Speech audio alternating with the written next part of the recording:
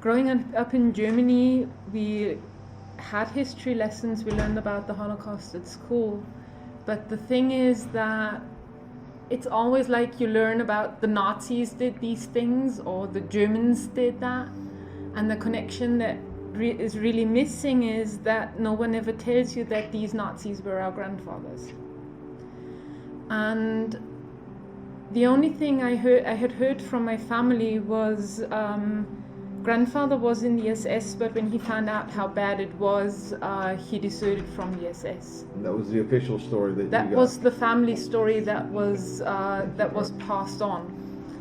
And when we as a church started to go into this topic and we started to talk to each other and was like, well, what do you know about your family? What have they done?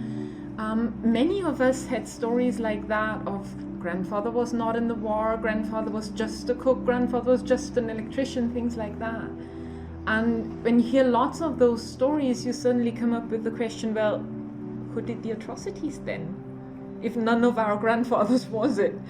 And so we started to go to the official records, we started to go to the archives, and in one of the archives I found military documents about my grandfather. And yes, he was part of the SS, but not just that, he was part of an elite unit inside the SS that's called Leibstandarte Adolf Hitler.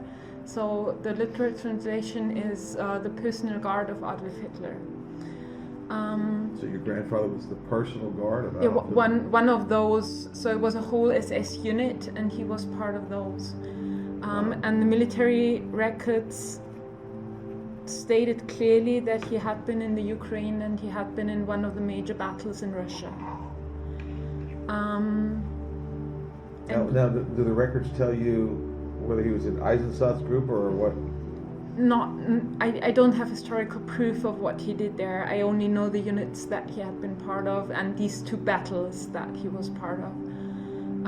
But then when I had found out that he had been in the Ukraine, I started reading books about the Holocaust in the Ukraine, and all the things you read are like everyone who was there must have known what was going on or must have been part of it, because there were no extermination camps in the Ukraine. They drove the Jews into the woods, city by city, village by village. The Jews had to dig their own graves and trenches. They were shot person by person.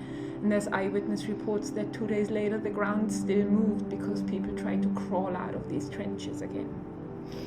And my grandfather was there at that time when this took place. How old were you when you found this out? What year was this? Mid-20s, something like that. So you're like 26 now, so what year was this? It was like when we started with the marches, like 2006, 2007. So the official records and the things about the Ukraine, I found that out 2010, right before we went to the march in the Ukraine. So a few weeks later, I was in the Ukraine, I was at the places where my grandfather had been. Oh. Wow. Yeah, I remember that we were in Babi Yar, and I went to Zhytomyr, but we were spread out to 18 different cities around them. Were you in Zhytomyr? No. Where did you go? I went to Odessa because the unit my grandfather was in, I knew that they were down at the sea somewhere. I didn't know exactly, but it was like the area around Odessa, and I wanted to be where my grandfather. So you felt compelled to go to the very places where your grandfather had destroyed. Yeah. And what happened there for you? I was in Zhytomyr, so I don't know what happened in Odessa.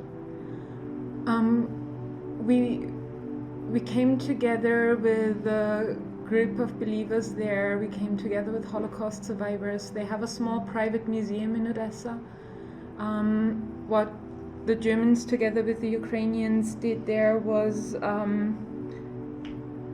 there the Jews were not shot. They were locked up in a barn and the barn was set on fire. And standing there knowing that my grandfather had been there, I don't know at what time, I don't know if he was there when they did that, but in my heart I knew that he had been capable of doing things like that.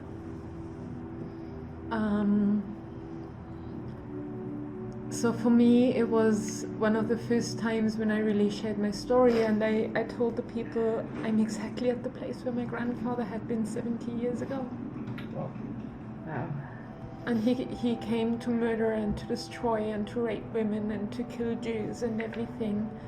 And the only thing I can do is I can stand here and with a broken heart and ask for forgiveness.